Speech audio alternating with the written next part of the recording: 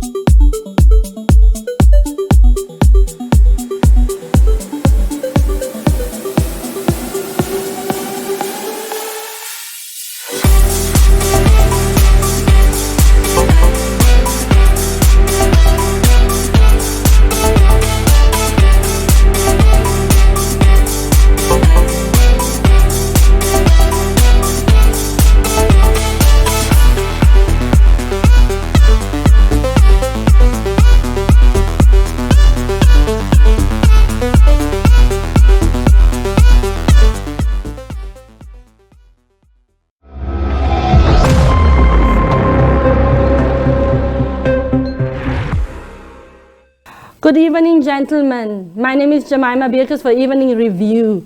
Can you introduce yourself before we start? Yeah, it's Helgi Seljan and Aðalsteinn Kjartansson. Our team was also there. Are you the ones who send me messages here? This is a video of you. Where was this? This is a Windhoek. And here you're talking about accepting bribery for up to $200,000. From where? From Chinese investors. No. No? No. I have to get this. I need to get more information on this. You know a company called Samherji in Iceland? You've been in close connection with Samherji. No. You haven't been? I know they are fishing in Namibia. You met with the CEO of Samherji? They came to Namibia to come and to exploit the resource with private sector. Yeah. I'm a regulator. Yeah. Do you know about all the payments that Samherji has been paying to your son-in-law? I don't know. You know nothing about that? Nothing about it. What about the payments they have made to a company in Dubai, which is owned by James Hatui Kalipi? I don't know anything. You don't know anything about that? I don't know anything, yes. You're here today to speak about transparency, but still we have a video of you talking about money laundering and accepting bribes. I am not a corrupt person. I am not involved in money laundering.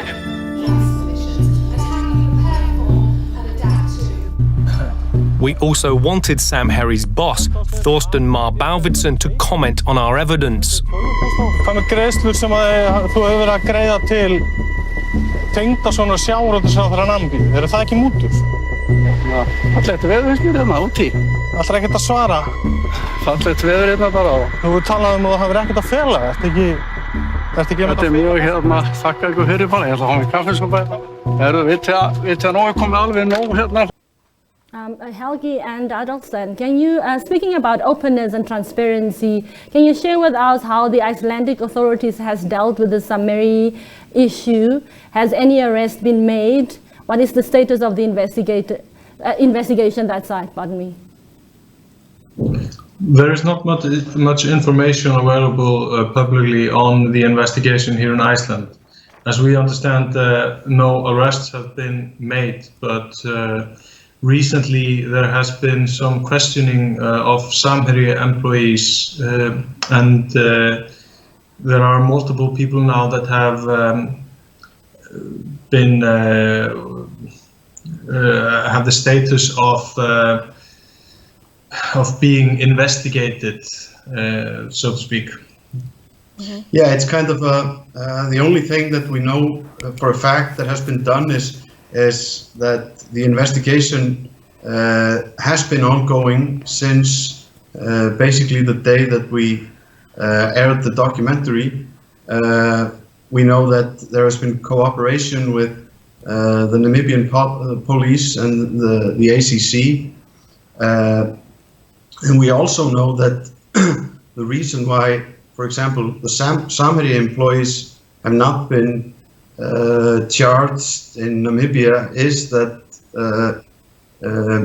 the charges that would be brought against them are also make their actions also illegal here in Iceland. So that is why the Namibian ACC, for example, puts it into the hands of the Icelanders to investigate. But you know, the little we know is that there has been some action. For example, the Icelandic police gathered some evidence from Samherji, got access to emails and such, and also they have, as Aðalsteinn told you, they have questioned them and given them sort of formal, a formal status of being accused in a case like that. So they haven't been charged, but they have been given this formal status, which is kind of the first thing that we do. On the other hand, there hasn't been, considering how big and influential Samherji is in Iceland, which I don't think that a lot of people in Namibia know, because they are not just the biggest fisheries company in Iceland, they also own the biggest shipping company, and they also have stakes in other parts of business. So, but it's been, it's from the government side, there hasn't been a lot of action,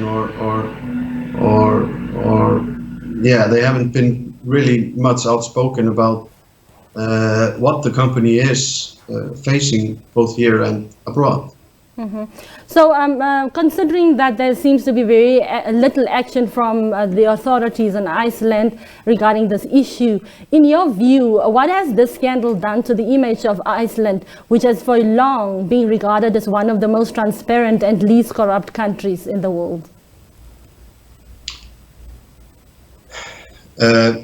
Well, as you said, it has been regarded and one of the least corrupt countries in the world, but I don't think that's the general feeling among Icelanders, because we've had somewhat of a crack in that image for the last decade or so, since the economic collapse, and I think that Icelanders are more aware now that of course corruption happens in Iceland, and the mere fact that a lot of the heads of the banks went to prison, and even government employees and such, kind of, you know, has put a crack in that image, at least for Icelanders. But I think that on the international scale, I think that you know, Icelanders, I think they're worried about Iceland's image, especially in Namibia, because, you know, we have to remember that for almost 20 years, Icelanders and Namibians worked together on the building up the fisheries industry in Namibia. Icelanders donated through aid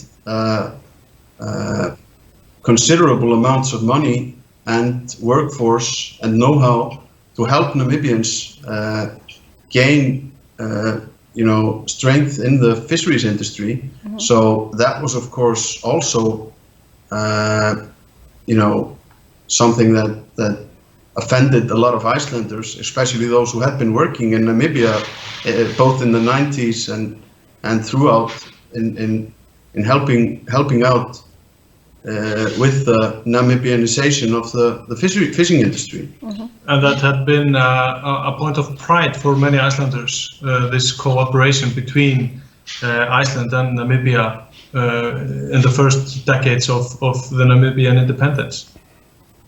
Yeah, so there's a bit of a broken trust and a loss in confidence basically. Before we conclude, can you just share with us your experience working on this Namibian story?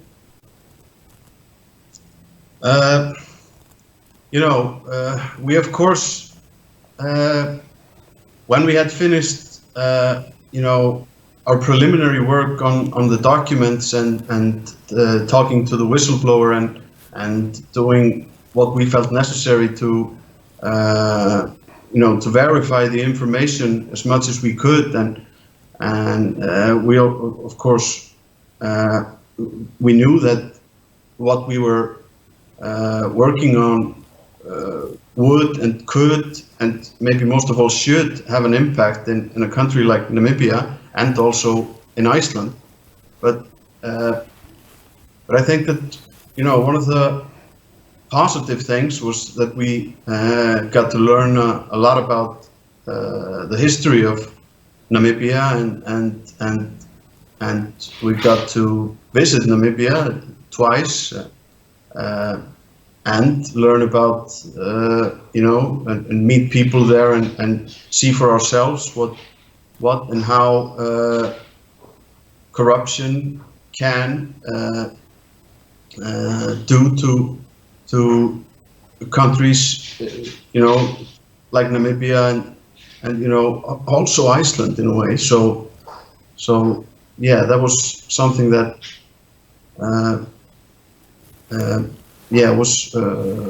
was good to be able to be a part of that, I think. Would you like to say something, Aðalsteinn? Yeah, I can add to this that when we wrote our book about Fishrot that was published last year, we got a chance to publish a lot more of the information that we had gathered about Namibia, the operations of Samherji, and it was I think I can say that we're thankful for the opportunity to be a part of this investigation, because what we had to learn to be able to report on this has been really interesting and eye-opening about a country that we have been working so close with, as we talked about earlier, on building up the fishing industry and the Namibization of that industry. Before I conclude, can you just give us a bit of, I'm sure some of our viewers would like to access your book. I'm sure there's going to be a lot of interest in your book. Can you just share with us how people can get hold of your book? Well, unfortunately, it's only been published in Icelandic, but for those who are willing to, those who either speak Icelandic or are willing to study Icelandic, you can go to Amazon.com and get a version of the book. Okay. Yeah, and we hopefully we can after this, at least get some conclusion in the case.